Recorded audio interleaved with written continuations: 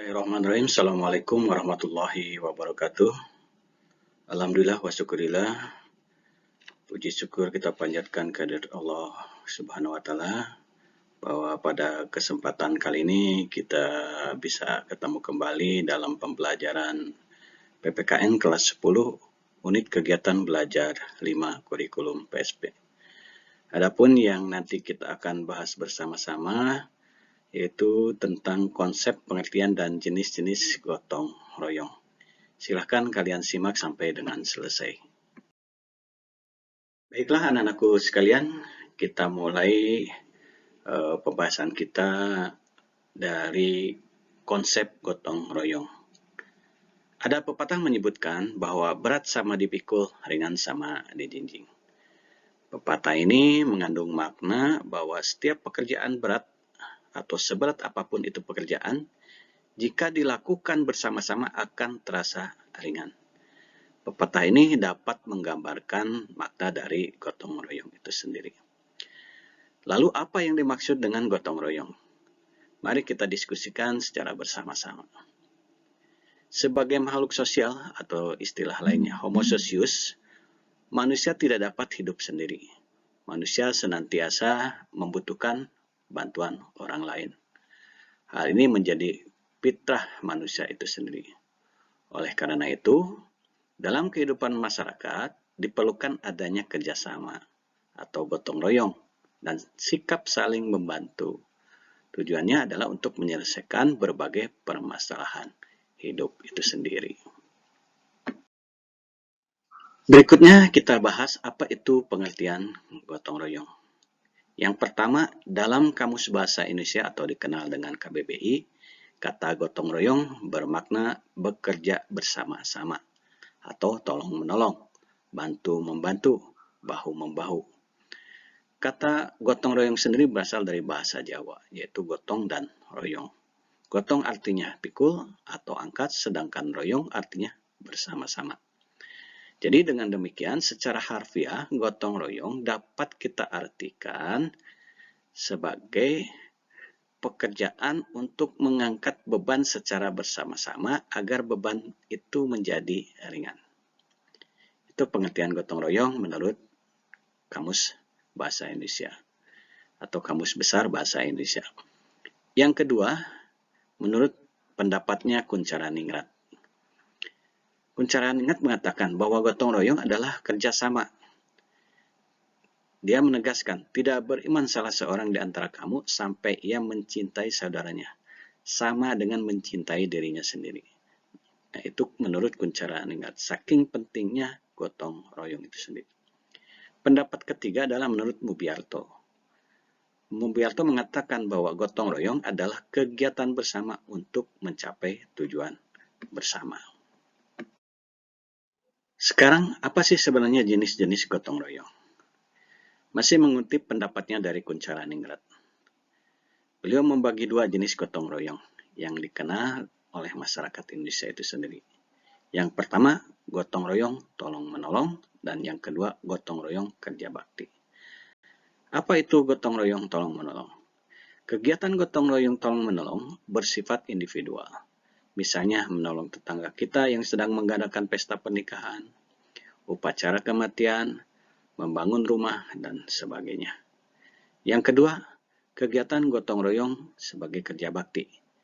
Nah, ini biasanya dilakukan untuk mengerjakan suatu hal yang sifatnya untuk kepentingan umum. Seperti apa?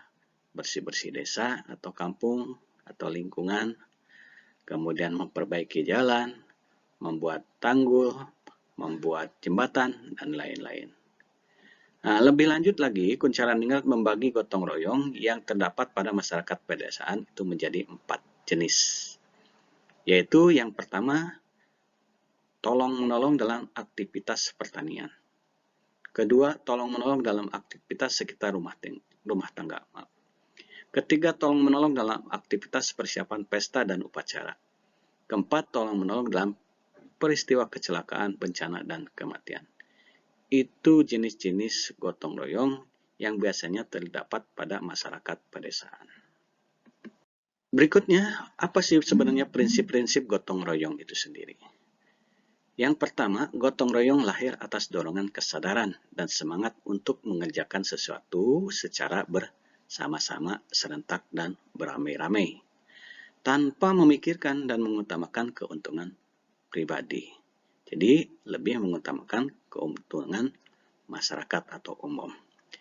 Prinsip yang kedua, bahwa gotong royong harus dilandasi dengan semangat keikhlasan, kerelaan, kebersamaan, toleransi, dan kepercayaan. Prinsip ketiga, gotong royong merupakan suatu paham yang dinamis, yang menggambarkan usaha bersama, suatu amal, suatu pekerjaan, atau suatu karya bersama, dan suatu perjuangan membantu secara bersama-sama pula. Prinsip yang keempat, dalam gotong royong melekat nilai-nilai Pancasila, mulai dari nilai ketuhanan, kemanusiaan, persatuan, musyawarah, dan keadilan sosial, yang merupakan landasan filsafat bangsa Indonesia. Dan yang kelima, prinsip gotong royong itu adalah merupakan pengamalan sila ketiga dan kelima. Sila ketiga mengeluarkan bunyi persatuan Indonesia. Tanpa persatuan tidak mungkin akan terwujud bergotong royong kerja bakti. Adapun bunyi sila kelima ialah keadilan sosial bagi seluruh rakyat Indonesia, di mana salah satu butirnya menurut ketentuan MPR nomor 2 MPR tahun 1978 dan MPR nomor 1 garis miring MPR garis miring 2003 ialah bergotong royong. Demikian tadi anak-anakku sekalian yang bisa Bapak sampaikan mengenai konsep, kemudian prinsip, dan pengertian gotong royong. Nah, sebagai bahan refleksi atau untuk mengukur sejauh mana kalian bisa memahami materi yang tadi disampaikan oleh Bapak, silakan ada tugas individu dengan pertanyaannya yang nomor 1, apa yang dimaksud dengan manusia sebagai makhluk sosial atau homo socius? Yang kedua, jelaskan pengertian gotong royong menurut Kamus Besar Bahasa Indonesia. Ketiga, menurut Kuncharaningrat, gotong royong dibagi dua. Kalian sebutkan dan jelaskan. Yang keempat, gotong royong merupakan pengamalan Pancasila, terutama sila keberapa dan sila keberapa.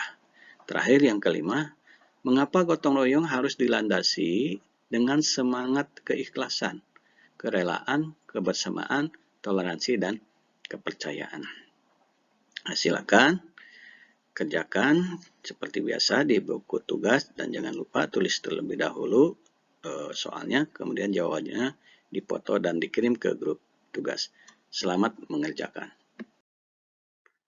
Demikian tadi yang bisa Bapak jelaskan.